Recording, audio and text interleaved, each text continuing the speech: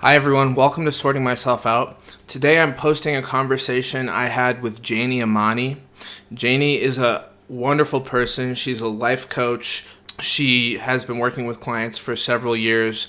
She's somebody that has a successful YouTube channel of her own, also a Facebook page. She's got quite a little following, and it's been fun to watch her videos. I think that you'll enjoy our conversation. We get into talking about what it's like for her to be a Muslim, how her journey has been in and out of that religion. We talk about a little bit about intermittent fasting or just general fasting. We get into alcoholism. We get into also all sorts of interesting topics here. And I think it was quite a useful conversation. I might be forgetting a couple things, but you get the general point. We have a great conversation, and we also discuss future collaborations. We're thinking about doing a little video or potentially a video series of our own where we work together. So I hope you enjoy this. Also, I just want you all to know that I'm working on setting up donation options. I looked into Patreon, but because of the controversy on Patreon, I'm having a hard time wrapping my head around doing that format. One, because we are focusing a lot on Peterson in this channel, and he's no longer using Patreon, and him and some other intellectuals have made some serious statements against that company. So I'm hesitant to use it. Two, because I don't personally love what went down with the whole thing, so I think we're going to hold off on that. I looked at Subscribestar. I set up an account. I'm waiting for them to verify my account, but right now I have a PayPal button. I'm going to put it in the description. Please do not donate if you are struggling financially, if you feel like you're barely getting by. I don't want that. I think that that's silly. We're providing all of our content for free to everyone. We don't do any paywalls. Nothing's exclusive. We're talking to audience guests. We're creating our content. We're sharing it with everyone. And if you feel like donating and contributing, it would be very helpful. We are putting a lot of time and energy into this, and you are under no obligation whatsoever if it's not something that you're able to do or something that you feel inspired to do. That is there in the description. It's also on our About section. You can hit that PayPal button and donate an amount of your choice. Thank you so much, everybody, for being a part of this. We love what we're doing here, and I think that this community is just growing into something really special, and I'm loving the comments lately. I'm really seeing a lot of engagement in earnest knowledge-seeking, earnest self-reflection. It's really a beautiful thing. All right, everyone, enjoy my conversation with Janey Imaani, and I think you'll get a lot out of it. See ya. Yeah. So you have your own practice, obviously. Yeah. So I'm in my I'm in my office right now, as you can tell. So this is the actual video. Whoa, cool. And then here's Is that the chair that I lighting? sit on. Yeah, so that's lighting. Your lighting, when I watch your videos, I always notice how good your lighting is. I need to Yes. It's a put this new shit ring. together. You have a It's DSLR cool. camera. Yeah. And this is and this is where my clients sit as well. So I'll just take away the cameras. What? And they'll sit here. And so this is the desk in the office, all in one. And then I live in a park. I don't know if you can see outside. Oh my goodness. Cool. So that's You're living the dream. Yes, and my husband's office is inside the house too. Really? So we built out. So what we did was we bought like a flat house, and then we separated. So on the other end is his office, and there's like a six-person, six, seven people. He's also an entrepreneur. Okay. And so, all his employees come there, and then so I have my office here, and then we just save money on mortgage because it's cut in half because of both of our businesses are in the house. Yeah. Right on. So what kind of clients are you working with? Everyone, men, women, just women? Mainly women, professional women. Mainly professional women. Sometimes men. They don't always come to me, but mainly professional women between the age of 25 and 40. Okay. And then what's the goal of the work? You're trying to help them achieve their professional goals? Does it vary? Like, what do you... It usually what happens is that people don't come to coaching unless something is really wrong with their life, and so there's a lot of anxiety and all that kind of stuff. So I usually help them with that, and that doesn't take that long. It only takes a couple of weeks until they sort it out. that sort of that debilitating anxiety that they live with, and slowly after then we work on their goals. But a lot of it, a lot of it is just about, it's not even about psychology as it is about sort of life, understanding life, and then having somebody to talk to while they process how to navigate through their life. Yes. Right? I heard somebody say that they were like, it shouldn't be called, it's not a psychological problem that people have, it's life problems, really. It's much bigger than that. So whatever they need, I usually deliver what they need at that time. And so that's the goal, to figure out to figure out what it is that they need at that moment, and then tweak it so that we could help them. Well, on your YouTube videos, it's really clear that you have a lot to offer. I mean, you're teaching a lot of different things. You have this toolkit, this really wide variety of things that you can implement. That's definitely clear. Thank you. And that's because every time I take a business course, and that's the problem too, they're always like, you need a niche market, you need to, pick a particular topic, but that would be so boring. That would be, well, it seems like whatever you're doing is working, right? Yeah, I guess so. Yeah. One of the things that there's this huge misconception about coaching. Yeah. Have you noticed that? Yes. People don't know what life coaching is, especially when you look at the International Coach Federation's ethics and competencies. They have really high standards in order to be an ethical and competent coach. And people think a coach is like a basketball coach or a cheerleader or giving advice. I get that a lot. Oh, so coaching is giving advice. No, it's not giving advice at all. It's actually listening, learning how to listen and collaborate with another human being to come up with a strategy that would be a good way of approaching whatever life circumstance they're in. And a lot goes into that. And so, I mean, coaching kind of did it to itself by picking the word coaching. It's probably not the best word for it, life coaching, but it does get widely misrepresented, I found, especially, the other problem with coaching is anybody can say they're a coach. Right? Yes. So somebody like you or me who's done these trainings, we've done this preparation work, we've really taken it seriously. Yeah. But then the next person, Joe Schmo down the street, can just be like, hey, I'm a coach too. Yeah. Right? So that's always been, and that has been part of the problem. But honestly, for me, it takes a long time to earn people's respect, and that's something that I accept as well. So, and that's why I sort of made a goal that's why I started to do the videos, because how do you know you could trust me? You don't. And so if I gave out free content, then you would see that I've really thought this stuff through. Yeah. You know what I mean? And so I also, even though it's got a bad name, coaching, but I can also understand why it's got a bad name, and I respect that as well. And I take the time I give people the time that they need to respect what I am saying, and it takes a lot. My guess is that people didn't respect me for a long time. They'd go past my videos. I started uploading them on Facebook directly recently. Oh, how's that going for you? That's much better than YouTube, by the way. YouTube, it runs much better on its own than YouTube ever did. YouTube just doesn't move unless, unless you're targeting it and this and that. But Facebook is much easier.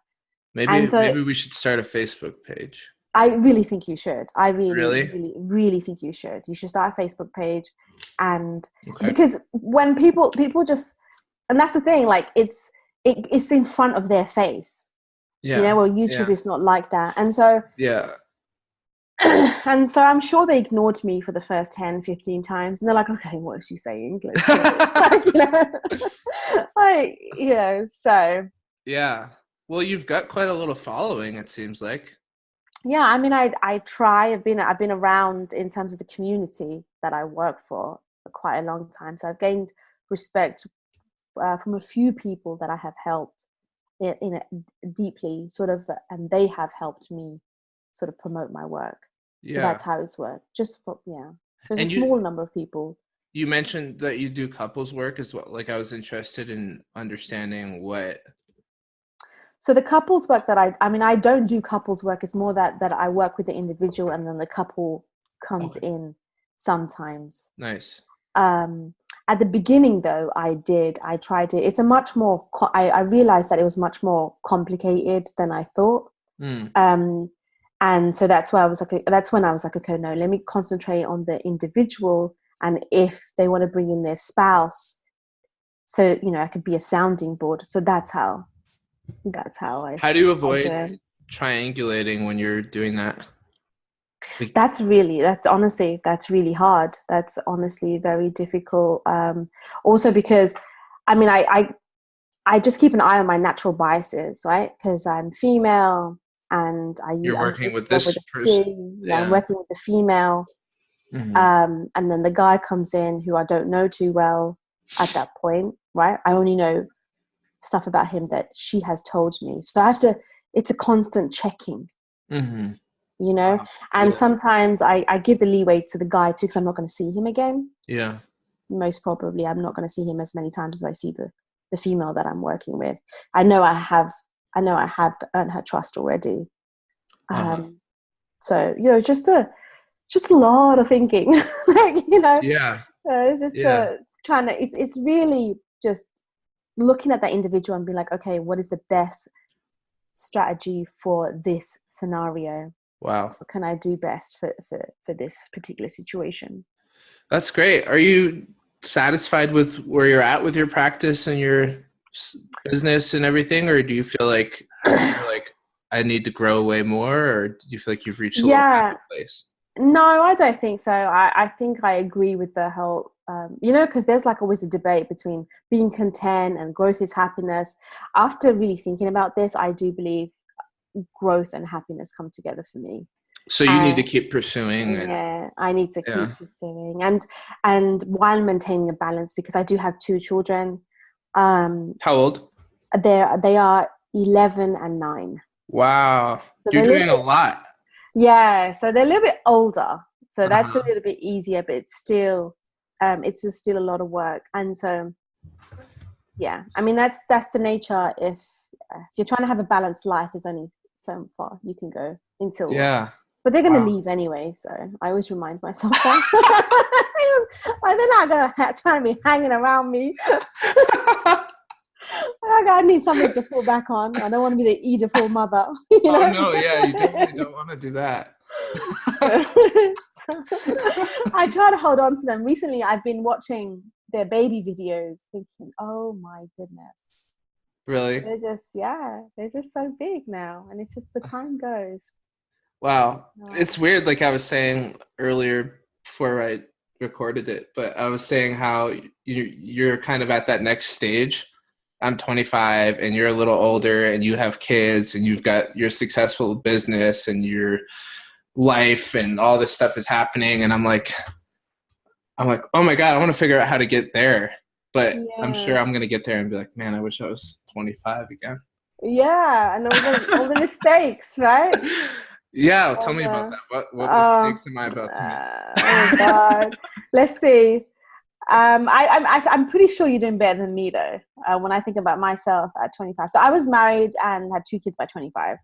Right. Okay, so I guess in those, but then we come from those traditional communities in a way where it was a little bit more acceptable to do that. Mm-hmm. You know what I mean? Mm-hmm. But I would say one of the biggest mistakes that I made was probably with spirituality and religion, having other people dictate to me what religion was. That was probably, and I didn't develop a relationship myself with God, and I think I replaced other people as God. And it sounds ridiculous, but I think that's what happens. You don't Wow. see. I would say I regret that a lot, and that's a big thing. So that means that affected everything else. You Wow. know, so So you consider yourself a spiritual person now? that's the funny thing. I would consider myself a religious person now as well. So What religion do you follow? Muslim. So Awesome. this is how I see it. So I was never that religious growing up, And then I sort of wanted a closer connection with God. And so I got involved in a religious community, right? And I sort of gave up my own understanding, which is in a way natural when you're young. How much do you know? You do have to trust other people, right? You do have to trust other people to tell you what to do. But in amongst all of that, I felt like I lost my own grounding, and that I became more spiritual, right? I would say I became more spiritual. Yeah, to create a little space from all that. Yeah, to create space from that. And then the problem, but recently I would say I'm more religious. Like right now it's Ramadan. So Ramadan is when we fast 30 days. So right now I'm fasting. Like, so, what kind of fasting are you doing? Are you doing just drinking water, or what are you eating? Nothing. We even have a meme that says, are you drinking water? Not even water. And that's the first question that Muslim people always ask Muslims. And then you just did it. But it's true. We don't even drink water. For 30 days? That's impossible. No, so it's sunset to sun. So from sunrise to sunset. So it's 17 hours a day. Yes. So I have to do another side tangent here before we go back to that, because I do fasting every day. Oh. 18 to 23 hours. But I drink water and I drink coffee. I do like the Oh, right. I'm kind of part of the whole fad of intermittent fasting and biohacking and blah blah blah. But so I understand fasting, but I don't think I could go all day without water. That's impressive. I don't think I'd want to. So wow. Yeah, no, I can understand that. Why would you want to, right? Yeah, but people ask me, why do you do that? Like, why would you? People look at me like I'm crazy when I say, yeah, I haven't had anything to eat 20 hours. They look at me like I have an eating disorder. Why are you doing that? There's just a lot of science that backs up the benefits. Boosts your metabolism, keeps you in better shape. I'm healthy. If you're a male specifically, it boosts your testosterone levels. So when you work out, you get more benefits. I feel more awake and focused because I'm not using all that energy to digest all day. So there's a lot of reasons that I do it. I don't think it's for everybody. I think a lot of people need to eat regularly in order to maintain good mental health. But for me, I get all my calories in that one little window every day between 4 and 6 hours. And if you think about it, a lot of our hunter-gatherer ancestors, that's how they would live. Like if you were a male, you would go on a hunt and you wouldn't eat for maybe more than a couple days, and then you would kill the animal and you'd eat the heart and you'd drag it home and you'd eat with the family or whatever. But there is some biological setup for us to live this way, but not for everybody. Like I don't think everybody should fast. I don't think it's good for everyone. But if it is something that people are interested in, there's plenty of research that shows the benefits of fasting on a regular basis. And oh wow, so we're both fasting. Isn't that interesting? Yeah, I know. Yeah. So so I mean we fast because we fast because to control desire. Oh wow. So to sort of what Jordan Peterson talks about disciplining yourself. That's the whole idea. So we refrain from food, water, anything sexual, and it's only from sunset. It's only from sunrise to sunset, but then so it's different. You can have all the after the sun goes down. It's not a bad deal. No, it's not a bad deal, but it depends on where you live. Right. Oh so, yeah. Right. So if you're living in I don't know, some parts of the world, like 22-hour fast. So that's when people started sort of changing the rules a little bit, so it's more sort of feasible. Otherwise, it's very difficult. That's for 30 days a year, 1 month a year. 30 days a year, 1 month a year, which is such a cool. And so that's why I went back to the religion in a way, just because. So now I see religion as the discipline. It's something that helps you discipline your spirituality. Sort of, there's some rules that are already set. So we pray 5 times a day as Muslims. And again, it structures your spirituality. It structures your spirituality. You can't just be like this flower child that floats around. Exactly. Feels good all the time, never has any problems, just attracts abundance, never has to do anything. Yeah, and no, that's the thing. That's exactly it. That's what I tried. That's what I was like. How did it work? It was so hard. It was so hard to figure out the discipline for myself and stick to it. Wow, I've never thought of it in these terms, like spirituality is for people who don't want the discipline of being religious. Maybe I don't want to speak for everyone. I've never thought about that. Well, there's some truth to it. I mean, it's not. You can't say it as a blanket statement. You can't say that that's true for everyone, but there is some of that avoidance of structuring and not wanting to have the discipline but there's also dogma. Yes, exactly. And there's also problems with religion. And there's a lot of reasons why people stay away from it. Which I did too. And so what I had to do was stay away. I learned to stay away from the parts that weren't helping me grow and then take on the parts that really did help me. We actually just learned about this in class, what the process you went through. It's the stages of faith. I forget who made the model. I'll think about that if I can remember. But the stages of faith there's these stages you go through. You go through like this kind of undifferentiated. You just are who you are, like a baby. You're just in whatever culture you're in. You're not questioning things, and then you get to the point in your 20s. You're up now. You move up the stages of faith, and eventually you're in this questioning stage where you're like, that doesn't make any sense. Like I need to go reinvent myself. And so you push it away and then you go have your spirituality or whatever. And then you get to this place of maturity. Sometimes people in these stages will get to a mature enough place that they could actually reintegrate their old religion without being dogmatized. Like they can go back to church and they can view it from this more Unitarian lens, like this almost like multi-faith lens, but they understand that this is my container to explore my own soul.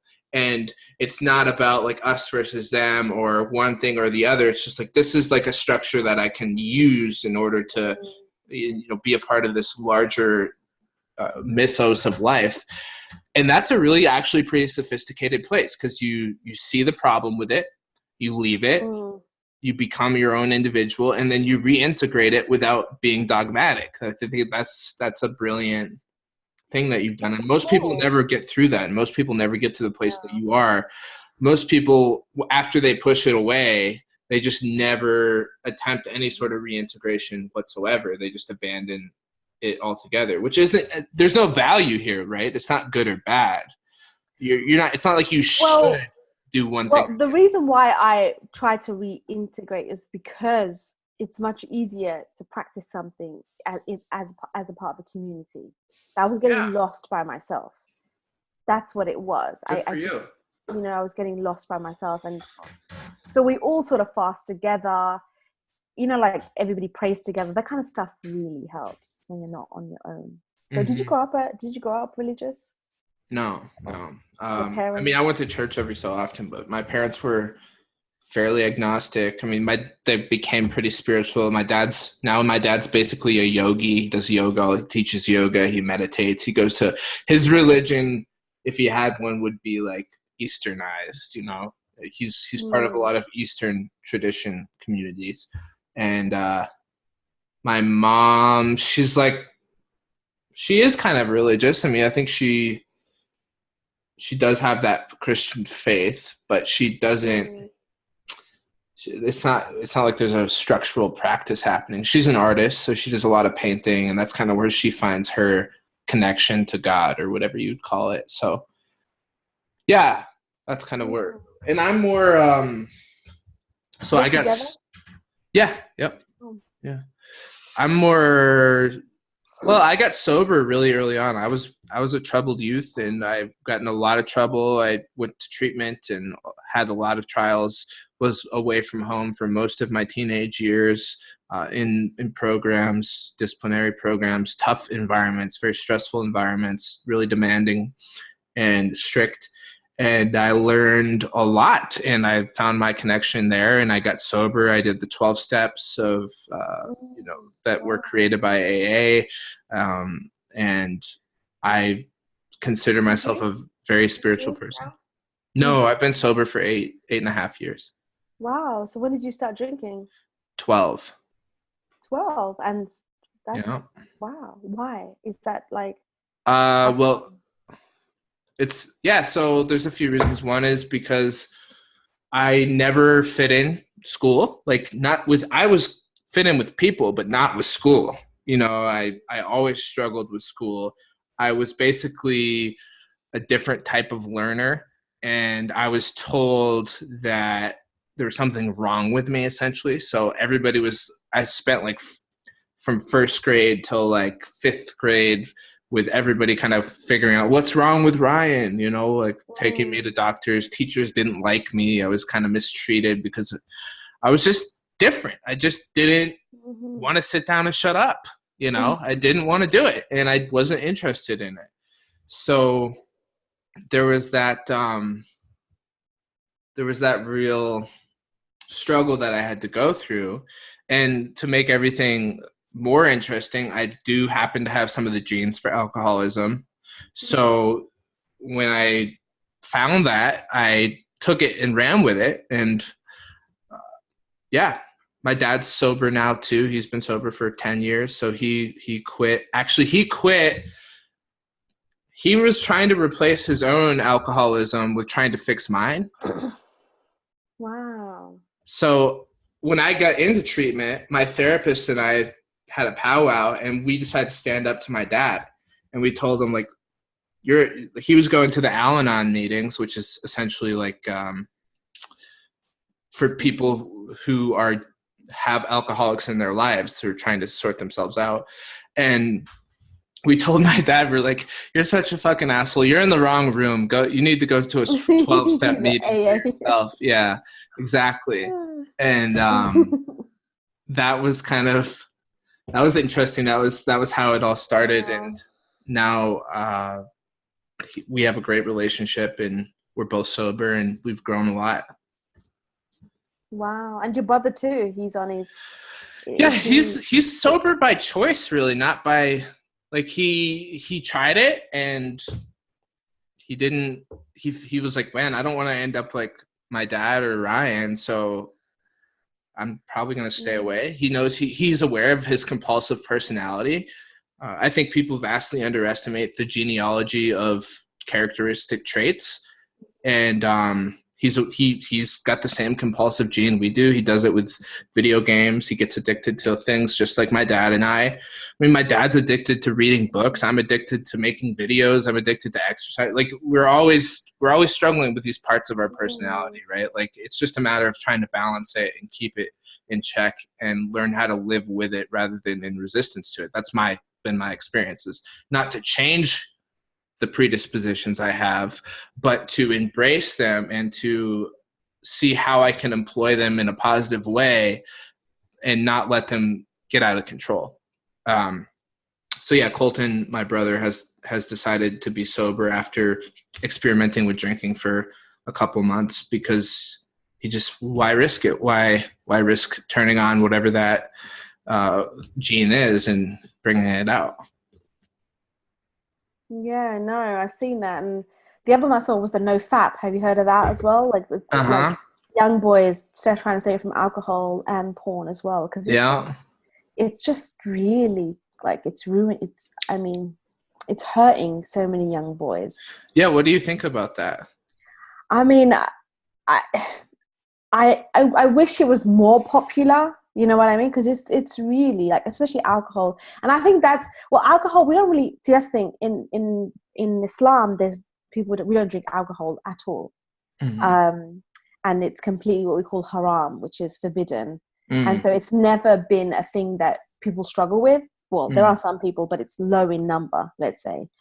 But porn and porn, I think, is a problem amongst all men. Did you ever see that thing where they were talking about they tried to find a pool of men who haven't watched porn to do research on under 35, and they couldn't find it? Yeah, of course. Yeah. Yeah, it's just affecting so many young boys. It's something I'm still trying to figure out. You know, they have access to it. Like, they can go to the bathroom at school. And yeah, well, I found out about it when I was like in fourth or fifth grade. Wow. It's like I found the Holy Grail, you know, because it's just like this, it's just so easy and accessible. And it's like it's a part of our culture. It's a part of. Is it acceptable, you think, where from the people that you know? What do you mean acceptable? To watch porn on a regular basis? Is it like acceptable, or is it still hush hush?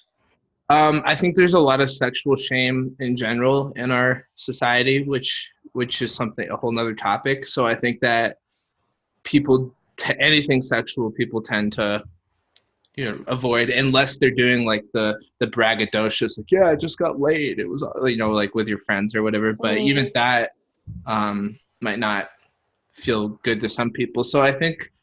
No, really. I don't know, really. Like, I don't know what to think about it. Like, I don't think consistent porn use is healthy. I don't think it's a good thing. If it gets out of control, it's certainly damaging, especially if every time you do it, you feel ashamed about doing it. That's horrible because you're in that shame cycle for yourself and you just feel worse and worse about yourself. I find that some people don't struggle with it though. Some people, you know, sometimes I watch it. Some people feel fine about that. They don't seem to have an addictive relationship with it. So I think it depends on the person. It's just like anything, right? Like, some people can drink. Some people can have a drink and they're fine. They're fine. You know, some people can smoke a joint and they're not going to get out of control. Yeah. So I think it's like anything. It's a powerful substance. And it needs to be treated with respect. And we should ask questions about morality, like, is it ethical to watch porn? Because we see all the people involved in the industry. We know how damaging that can be. So there's all these questions to be holding about it. That's where I stand. Yeah. It's kind of it's not black and white to me. No, and I don't know, because as a female, and I work with a lot of females, it's just that it affects the relationship, marriages as well. Yeah. I'm sure. So from that angle, I'm looking at it as well. So I'm still kind of collecting information around it. My overall view would be that there needs to be more talk about it to see how it is impacting people, and if it is, and how and what to do about it. Well, and how, you know what I mean? Porn addiction destroys relationships. Yeah. Yeah. I've seen that many times. That's if it's an addiction, you know. I don't know what, like, if there was, let's say there was a significant other who watches porn, you know, every once in a while. I'm not sure if the other partner in the relationship was okay with that. There was no boundaries being violated and they had an agreement that was fine. And it, you know, I don't know. It would just, to me, that would be the same as having a beer once in a while. Is it the best thing for you? No, it's a beer. There's things in it that aren't healthy for you.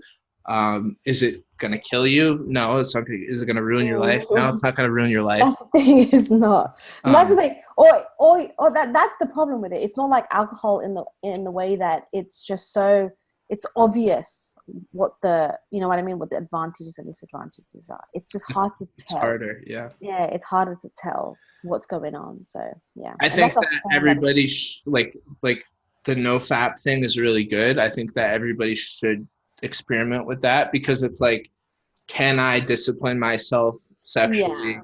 Like you're talking about with your religion. Can I really like grow up and like make myself earn these things without just having instant gratification, like build a relationship to the point where like you might be able to have that experience for yourself without getting, you know, just being able to go into the bathroom or whatever. So I think that I think it's beneficial to be disciplined and to experiment with that. And everybody should find their own inner moral compass with it, right? The biggest problem I think or one of the biggest problems that I find is that people are looking outside, like you were saying when you were in your 20s, for what's right or wrong.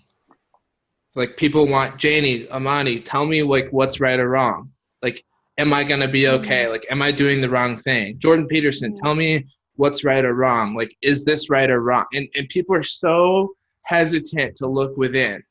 There's such a lack of trust for your own truth, for your own soul, for your own inner compass, that we've created this society where we're constantly looking for someone else to tell us if we're okay or not. And the work, if somebody were to come to me with this problem, I would really push them to do some soul searching. Are you okay with it? How do you feel? And if you're a spiritual person, how it's between you and God, how does that feel to you? So that's kind of what do you think about that? That's kind of where I stand on these issues typically. No, it is. Yeah. Have you ever heard of Gabor Mate's work on addiction? Yeah, of course. I actually did a video responding to that a few weeks ago. Okay, yeah. So, and that's his thing. It's like the addiction comes from somewhere. It comes from some sort of pain. What is it about? Yeah. And that's what really and so and then when you look at why people are using it and when they're using it, and sometimes they're using it because they are bored, or that happens a lot too, because there's nothing else more interesting to do, right? But yeah, why are you doing it? Where is it coming from? And just really looking at the details as to how it's sort of affecting you and stuff. So I mean, it's a bit like all things we do, it's so complicated. All things in psychology are just so difficult to try and figure out. So yeah, and now that we're living in this semi-post-religious world, right? It's not like fully post-religious, but it's semi-post-religious. We don't have that unified moral compass that we used to have. Like, that's one of the strengths of religion, is like we can all agree on what to do and what not to do, and and I think that's one of the reasons also why I turned back to religion in a way. I just needed, I didn't want to figure out absolutely everything. Yeah. It was exhausting. I think that's like surrendering. It's having humility and saying like, I just need guidance. Yeah. I just need I'll pray. Oh, that's good. And it's very simple for me. We have 5 pillars of Islam. So it's like you pray 5 times a day, you fast, you give to charity, you believe, and then you go to Hajj, which is in Saudi once in your lifetime. And so that's really the core of it, and that's good enough. That's good enough. And you're such a kind and wise person, and I'm just glad that I get to talk to you, because with all the cultural discussions happening around Muslims right now, it's nice to just talk to somebody that's like a person. It's like you're a human being and you're amazing and you've got all this stuff to offer. And you said you live in Colorado, right? Do you come across Muslims often, or? I mean, I have I know some Muslim people, but not often. No, very rarely. Oh wow. Yeah. That's okay. So I'm glad very rarely. Yeah. Yeah. And then the TV doesn't help, does it? With all the do you watch TV? Well, but that's terrible. I try not to watch too much news or anything. Sometimes I'll watch Netflix or I'll watch some sports, but I don't like watching the news really, unless something major is going on. Yeah. No. But I was gonna say, what do you think about, like we were talking about Jordan Peterson a while ago, obviously before I was recording this, but what do you think about like Jordan Peterson and Sam Harris, and how like Sam Harris takes this kind of hard line on Islam that's interesting? And I haven't looked into it much. I just heard about it. I don't know what he's just a fierce critic of jihadism. I mean, I would hope so, right? I mean, I have to look into his. Well, yeah, that's what I'm saying. Right? But a lot of people look at it and think it's like Islamophobic or something. I would have to look into it more to really to sort of give you an honest, accurate understanding of what I think. I haven't seen his stuff, but with all the problems that are going on, like even we live in Virginia, there's a lot of people who there's a lot of people here who also watch the news, and all they know about Muslims, even though we're around Virginia a lot, right? All they see is the stuff that they see in the news. Even my neighbors, I had to go talk to her and be like, okay. And she said the same thing, even though she lives here around Muslims. She was like, oh, okay, so it's not really like that. So with all the stuff that's going on with people framing Muslims in a certain way, and like I said, it's 1.5 billion Muslims, and most Muslims don't even know what jihad is or what Shuri is. We just don't. I mean, it just doesn't even matter to us. Like, you're just getting a lot. You're trying to get on with your daily life, and you're trying to figure out how to raise your kids. I mean, most Muslims don't even know much about Islam, and you're just trying to really do the basics. Wow. Because you're talking about so many people. I guess it's like the same thing with Christianity and Catholicism. Yeah.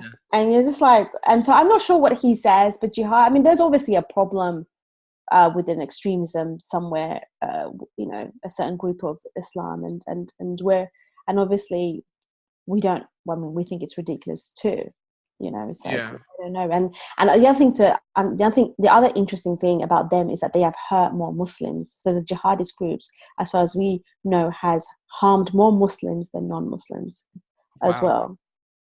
Wow. So yeah, I mean, I don't know too much I don't look into politics too much. Yeah.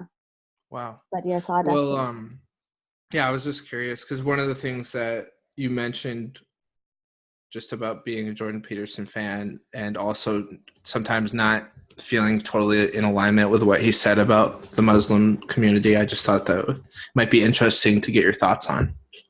Sam Harris specifically, because he talks about it a lot more, but yeah, wow. So that's the thing. I heard it a little bit, and then it requires so much thinking when you're listening to it. That was the other thing. You know what I mean? I'd have to really think this through. And I remember being curious about it, looking into it, thinking, oh, that's a lot of energy. And then I started thinking, okay, I gotta sort of look at some other work. And I remember reading some other stuff. So it's a huge problem though. It is a huge problem. So yeah. Anyways, it's been really nice to get to know you a little bit. Honestly, I feel like, can I adopt you as a big sister or something? Yes, let's do that. You just got a little brother, right? I've got a little sister, but I've never, and you're doing the work in a lot of ways that I'm wanting to continue to do, and you're a little further along the road. So I'd like to take advantage of the fact that you're there. Yeah. Definitely. I've never had a little brother. Okay, good. Yeah, so let's sign the paperwork. Yes. So let's do that. And let's see what we could do, really. I don't know what you want to do from here. But. We got to talking and we didn't really get into like what are we going to do to collaborate, and I mean, we could just start the relationship now, and if you have any ideas, you could sort of let me know. Yeah, well, I'd like to make one of those little 5-minute videos you're doing. Russell Brand's been doing those. Yes. So that formula that you have is, I think it's the next thing, because Brand's he's doing a couple of those a day, sometimes more than, I think he's doing at least one of those a day, it seems like, and it's been pretty successful for him. And he just picks a different topic like self-sabotage or wanting to be loved or cell phone use, anything. And we could do like a few of them if you want. We could, because I think we could pick a topic that we're both interested in, such as we could, I don't know, having a good relationship or something. Okay. I mean, so I don't know, but I think it's a good idea. So I mean, okay, so that's usually the formula that I do, right? 5-minute videos. But anytime, I don't know if you've ever seen the videos I've done with my sister. Have you seen? Should I check that out? Check that out. So they're longer. Anytime you add people, you got to do it a little longer. Longer. So they're like between 15, and then once I did one with her and her husband, that had to be even longer. That was like 18 minutes. Anytime you add people, then you have to add the length usually. Okay, I'm looking. That's what I've. Which video is it with your sister? If you go on my playlist, can you see on Which my? If you go on the playlist? playlist, I think it's called Sister Chats. Is it? Okay. Can you see that? I don't know. That's cool that you do videos with your sister. Yep, it's right here. Yeah. So those ones are a little bit longer, and then that's her usually. Me and her talking. Wow. Yeah, I love this format. So we could do like a fifth here. I'll show you the one I have up right now. Do you have like 5 more minutes to chat, or do you need to go? Yeah. Let's do 5 more minutes, and then I gotta. So this, do you see my screen here? Yeah. So I love how you do about 18 minutes of just, oh wow, you're just talking about what it's like to go through marriage. Yeah. That's awesome. Yeah. Cool. So as you can see, they're a little bit longer anytime you have more than one person. And they're more playful as well. Wow. There's bloopers and stuff like that. Fun. So they're oh my gosh, you look so, you both look so alike. I could tell you're sisters. Yeah, she's my younger sister. How old is she? She's your age. She's going to be 26. Very cool. Yeah. Awesome. Oh, and then you did you do this Q&A live, or do you get people to email questions? No, we get people to email, DM, whatever questions people have been DMing, usually through Instagram. That's usually what we do. Wow. But so that's one thing. So let's think about it. If we were gonna do a video, it would be like this type of video. Okay, yeah. That 10, 12 minutes, and pick a topic and then see how it goes. Okay, great. And do you have any topics in mind off the top of your head, or do you just want to shoot some emails back and forth and see what we can come up with? Yeah, let's shoot some emails. Because we spoke about quite a lot of things here. That was really fun. Yeah. Yeah. Maybe something from here that I thought was, let's think about it. Yeah. Well, thank you so much for taking the time to talk to me. And I will send you the recording, and if you feel like any of it's worth posting, then maybe I can post some of it on the channel, or you can have whatever you want if you want any of it, but you don't really do videos like that, okay. like podcasts, but I really love to talk about. So. Yeah. So okay, that's good. So let's just keep in touch, and then I'll give you my number as well, actually, so that I'll email you my number so that we could also sort of build a relationship over text or WhatsApp or something, and then just see how it goes.